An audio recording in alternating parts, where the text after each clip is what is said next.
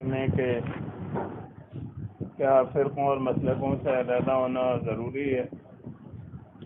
تو بات یہ ہے کہ اللہ تعالیٰ نے اپنے ماننے والوں کا، اپنے اوپر ایمان رکھنے والوں کا ایک ہی نام بتایا ہے،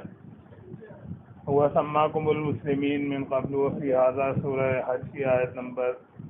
78 میں، کہ اللہ نے تمہارا نام مسلم رکھا ہے پہلے بھی اور اس کتاب میں بھی۔ تو اللہ کے دین کو ماننے کا جب ہم دعویٰ کرتے ہیں تو اللہ کی ہر بات کو ماننا ہمارے لیے لازم ہوتا ہے۔ تو یہ فرقے اور مسلک بنے ہوئے ہیں، دیوبندی مسلک، بریلوی مسلک، اہل حدیث مسلک۔ لوگ فخر سے بتاتے ہیں کہ جی ہم فلاں مسلک سے تعلق رکھتے ہیں، تو قرآن و حدیث کی تعلیمات کی روح سے اس کی کوئی گنجائش نہیں ہے، بلکہ ان فرقوں اور مسلکوں کے جو عقائد ہیں وہ جو ان کے اکابرین نے، ان کے بڑوں نے جو اپنی کتابوں میں لکھے ہیں اور واقعات جو لکھے ہیں، تو وہ انتہائی کفر و شرک پر مبنی اور قرآن کے خلاف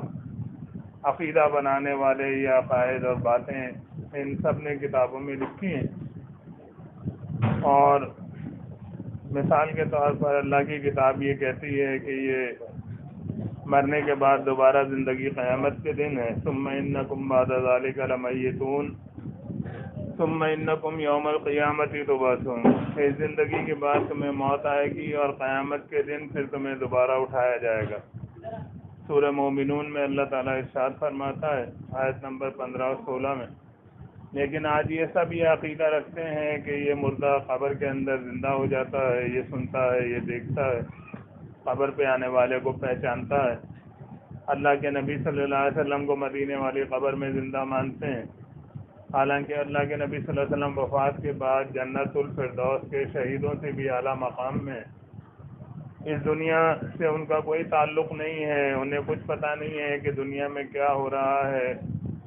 لیکن سینکڑوں ایسے واقعات انہوں نے گھڑ رکھے ہیں، اپنی کتابوں میں بیان کیے ہیں کہ اللہ کے نبی صلی اللہ علیہ وسلم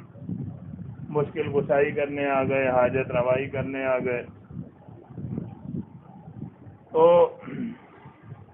ان چیزوں کا ہمیں انکار کرنا ہوگا جو قرآن و حدیث کے خلاف گھڑی گئی ہیں، ان فرقوں اور مسلکوں سے بچنا ہوگا، اور ہمیں یہ واضح کرنا ہوگا کہ ہم صرف مسلمان ہیں اور کسی فرقے اور مسلک سے ہمارا تعلق نہیں ہے، تب ہم صحیح اللہ کے دین کے اوپر ہوں گے اور ایمان والوں کی جماعت کے ساتھ مل کر اللہ کے دین کا کام کرنا ہوگا۔ اللہ تعالیٰ جو فرماتا ہے سورہ توبہ میں کہ یا ایھا الذین آمنوا اتقوا اللہ وکونوا مع الصادقین، کیا ایمان والو اللہ سے ڈرو اور سچے لوگوں کا ساتھ دو۔ تو سچائی کا ساتھ دینا اور سچے لوگوں کے ساتھ رہنا، ایمان والوں کے ساتھ اپنا تعلق اور وابستگی رکھنا، یہ ایمان والوں کے لیے ضروری ہے۔ اپنے عقیدے کو ہر قسم کے شرک سے پاک کرنا اور جنہوں نے کفر و شرک پھیلایا ہے ان کا انکار کرنا، ان کو طاغوت قرار دینا، اللہ تعالیٰ فرماتا ہے کہ یہ ایمان کے لیے بنیادی شرط ہے۔ اور پھر ایمان والوں کی جماعت کے ساتھ اپنا تعلق اور اپنا سارا معاملہ رکھنا۔ باقی یہ ہے کہ دعوت کے لیے تو ہر ایک سے ہی بات کرنی ہے، اللہ کے دین کی بات اسے بتانی ہے اور اللہ کی توحید کی طرف اسے بلانا ہے، شرک اور کفر جس میں وہ مبتلا ہے اس کے حوالے سے اسے آگاہ کرنا ہے کہ اللہ کی کتاب کے خلاف یہ باتیں، تو لیکن ان کے پیچھے نماز نہیں پڑھنی ہے، ان کی جماعت میں شامل نہیں ہونا ہے، ان کے جو قرآن و حدیث کے خلاف جو کام ہیں، یہ قرآن خوانی ہے، یہ تیجے ہیں، یہ دسویں ہیں، 40ویں ہیں اور برسیاں اور یہ سالگرہ وغیرہ، ان سب چیزوں سے ایک ایمان والے کو بالکل بچنا ہوگا، تو جو ہے وہ اللہ کی کتاب کے مطابق اس معیار پر ایمان ہوگا۔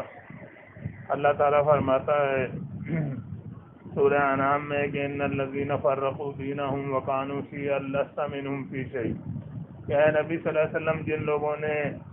گروہ بنا لیے، فرقے فرقے ہو گئے، تو ان سے آپ کا کوئی تعلق نہیں ہے۔ تو اللہ کے نبی صلی اللہ علیہ وسلم کے ماننے والوں کا بھی کسی فرقے اور مسلک اور گروہ والوں سے تعلق نہیں ہونا چاہیے۔ یہ کچھ سوالات تحریری صورت میں آئے ہیں۔ قرآن و حدیث کے حوالے سے دجال کے بارے میں بتائیں۔ قرآن میں دجال کا ذکر نہیں ہے، البتہ صحیح بخاری اور صحیح مسلم کی بہت ساری احادیث میں دجال کا ذکر ہے، ایک بہت بڑے فتنے اور قیامت کی نشانی کے طور پر۔ اللہ تعالیٰ آزمائش کے لیے اس کو جو ہے بھیجے گا دنیا میں،